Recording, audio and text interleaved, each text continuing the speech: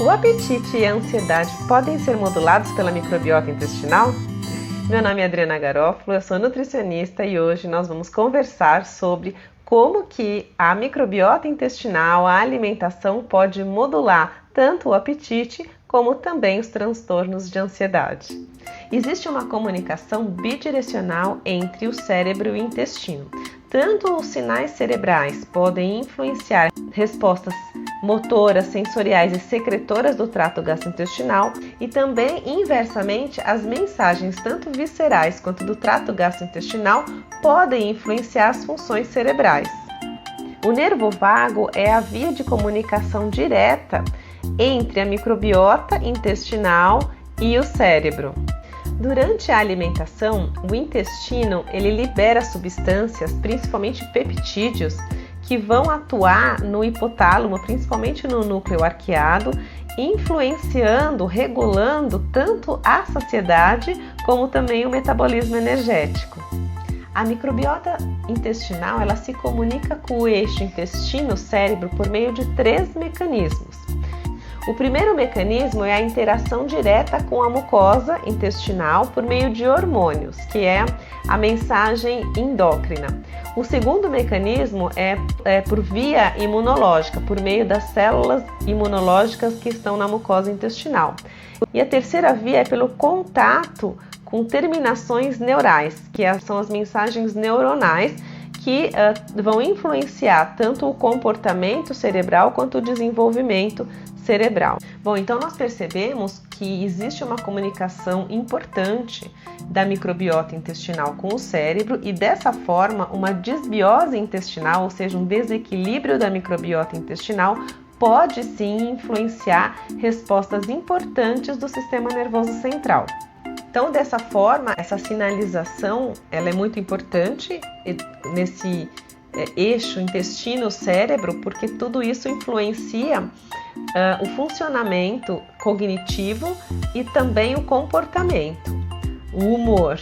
E isso tudo relacionado a essas respostas, tanto imunológicas quanto neurais, metabólicas e hormonais. Dessa forma, a microbiota intestinal ela tem um papel chave para a produção de alguns neurotransmissores. As bactérias, algumas bactérias especialmente, algumas espécies, elas são importantes na produção de substâncias de neurotransmissores e de seus precursores, como a serotonina, como o triptofano, como o GABA. E por isso elas são importantes na regulação dessas respostas. Além disso, elas também estão envolvidas na produção de alguns hormônios, de neuropeptídeos intestinais e também na formação dos ácidos graxos de cadeia curta, que tem um papel importantíssimo também na regulação desse sistema. E agora nós vamos ver aqui na figura esses mecanismos associados à produção desses neurotransmissores. Então nós temos aqui a microbiota intestinal e a fermentação dessas fibras, que vão produzir os ácidos graxos de cadeia curta, por exemplo, além de também ácidos biliares.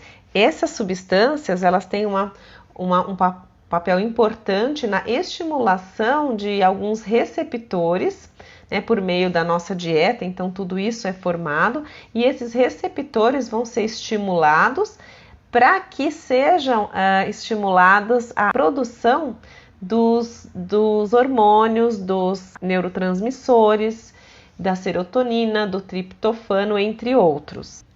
Tanto os ácidos graxos de cadeia curta quanto os ácidos biliares, eles podem estimular a modulação da secreção de hormônios intestinais, incluindo o peptídeo YY, a colicistoquinina, entre outros.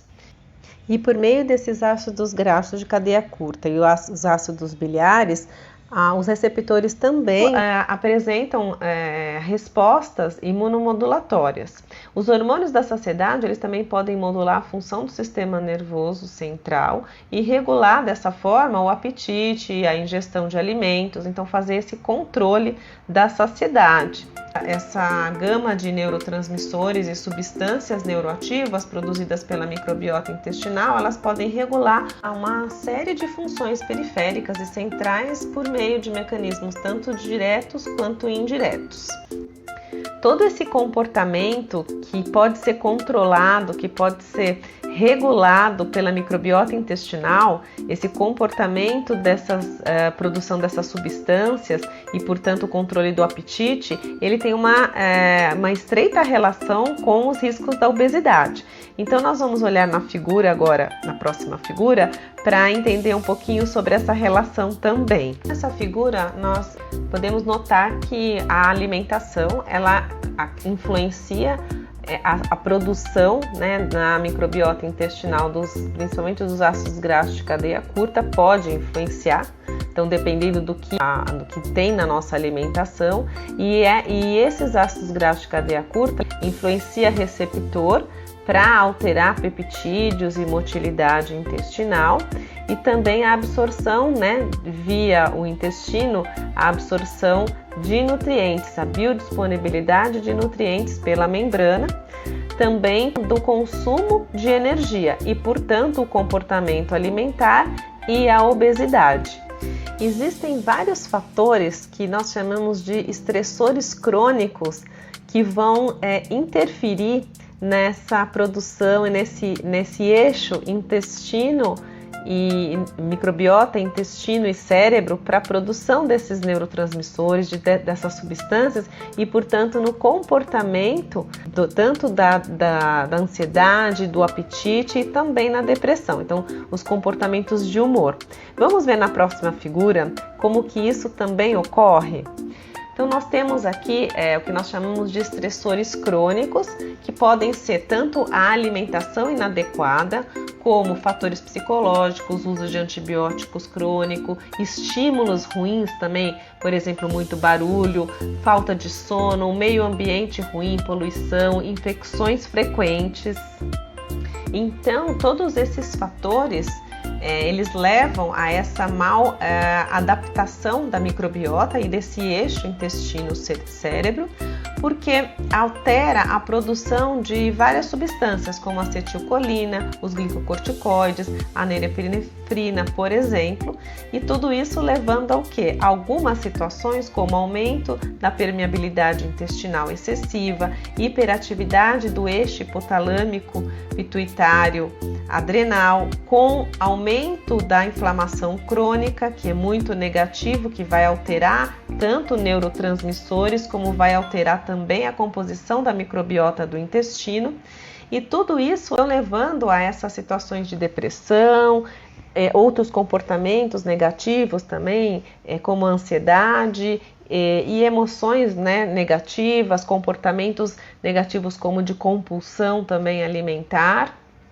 E tudo isso é um ciclo, né, fazendo com que esses estressores crônicos eles tenham uma reatividade sobre esses estressores, ou seja, um aumento maior, uma sensibilidade maior, piorando a situação, e isso vira um ciclo.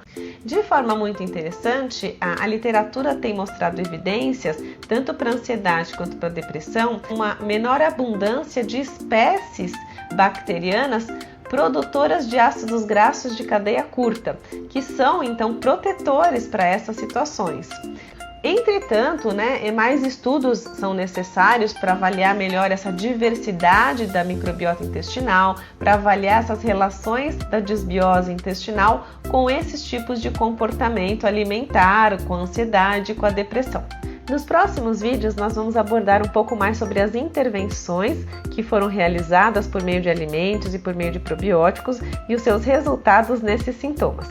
No vídeo de hoje foi isso. Se você gostou, não deixe de dar o seu like, não deixe de compartilhar esse vídeo com quem pode gostar e se inscreva no canal para continuar recebendo nossos vídeos.